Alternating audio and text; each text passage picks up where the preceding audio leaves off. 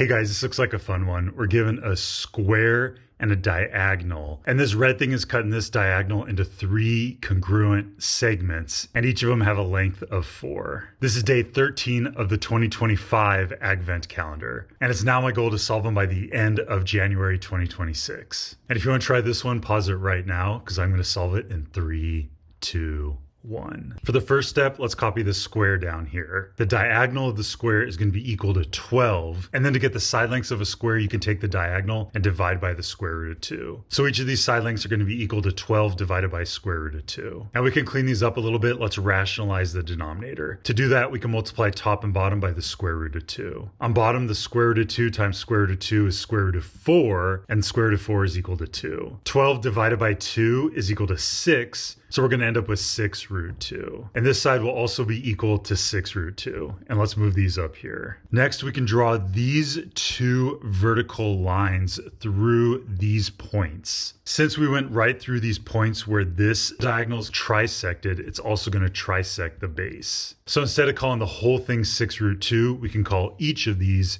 2 root 2. Hopefully that makes sense. You can kind of see it. Basically, we have 3 similar triangles. This one has a base of 2 root 2 and a hypotenuse of 4. This one has a base of 4 root 2 and a hypotenuse of 8. And this one has a base of 6 root 2 and a hypotenuse of 12. Hopefully that makes sense. And then we can do the same thing with these horizontal cuts. As long as these horizontal lines go through the points where the diagonal was trisected, we know this side is also going to be trisected. And now we have this split up into a grid of 9 squares with sides 2 root 2. Pretty cool, huh? Next, we can focus on these 2 triangles. Since this is a horizontal line, they're both going to be right triangles. And then this angle will equal this angle because of vertical angles. And since we have 2 pairs of congruent angles, the third angle in each of these triangles must be congruent. Let's bring the 2 triangles down here. This side of this triangle is equal to 2 root 2. And then this side is made up of 2 of the grid squares, so it's going to be equal to 4 root 2. And then for this side, it's made up of 1 grid square, so it's going to be 2 root 2. And then this, we don't know. It looks like half, but we don't know for sure. Let's call it h for height. And now we want to try to solve for h. Since these 2 triangles have 3 corresponding congruent angles, they're going to be similar. So we can set up a proportion. It'll be this base of 4 root 2 over the height of 2 root 2 equals this base of 2 root 2 over the height of h. We could go through all the trouble of solving this, but I can tell right now that the heights are exactly half of the base. Since this base is equal to 2 root 2,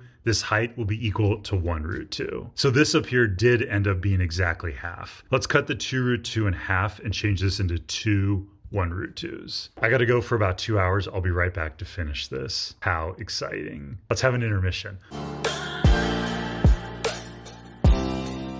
Hey guys, I'm back. How was your intermission? Let's finish this thing up. I think we're now done with these 2 triangles. Let's get rid of this here and bring this back to here. And next, I want to focus on these 2 triangles. These will also be right triangles. And then this angle will equal this angle because of vertical angles. And then the last 2 angles will also be congruent. Now we can do the sides of these triangles. We already know this is 1 root 2. And then this will be made up of 2 of these grid squares, so it'll be 4 root 2. This down here is 1 grid square, so it's 2 root 2, and this we don't know, so I'm going to call it n. I chose n because it's like a short little h. Now we can do a proportion again. We can say the height of 1 root 2 over the base of 4 root 2 is equal to the height of n divided by the base of 2 root 2. And then from here we can clean this up. We can multiply both sides by 4 root 2. On the left-hand side, this 4 root 2 and this 4 root 2 will cancel each other out. And then on the right-hand side, this root 2 and root 2 will cancel each other out, and the 4 divided by 2 will give us 2. And then we can divide both sides by 2 to give us n is equal to root 2 over 2.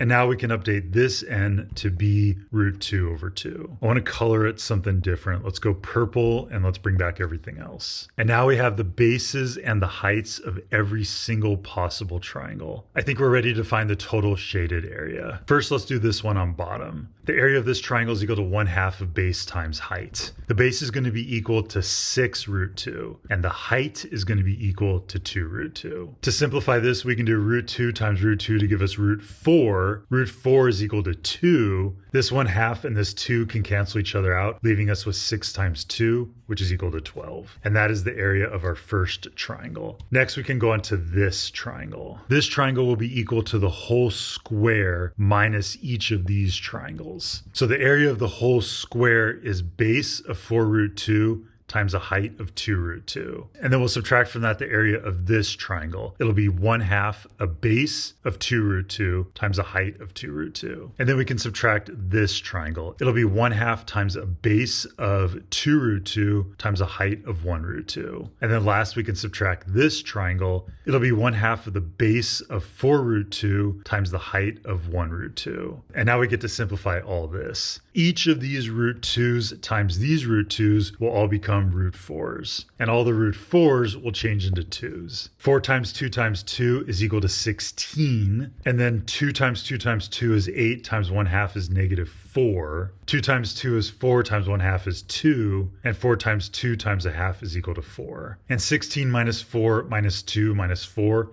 is equal to 6.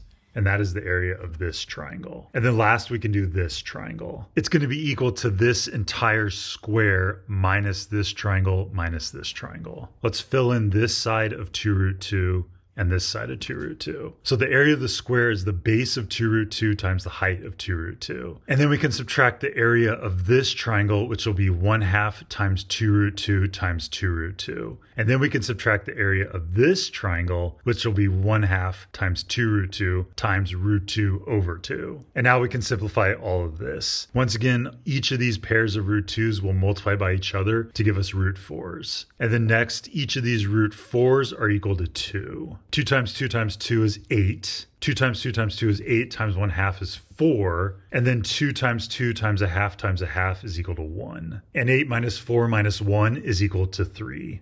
And that's the area of this last triangle. Now to find the total shaded area, all we have to do is add up these 3 triangles. It'll be 12 plus 6 plus 3, which is equal to 21. Let's give it a label of square units and put a box around it. And that is the answer to our question. In this given diagram, the total shaded area is equal to 21 square units. How exciting. And this is the question for day 14. We're given 7 quarter circles inside of a semicircle. And it wants to know what fraction of the semicircle do these quarter circles cover. This looks like it'll be a fun one. How would you solve this one?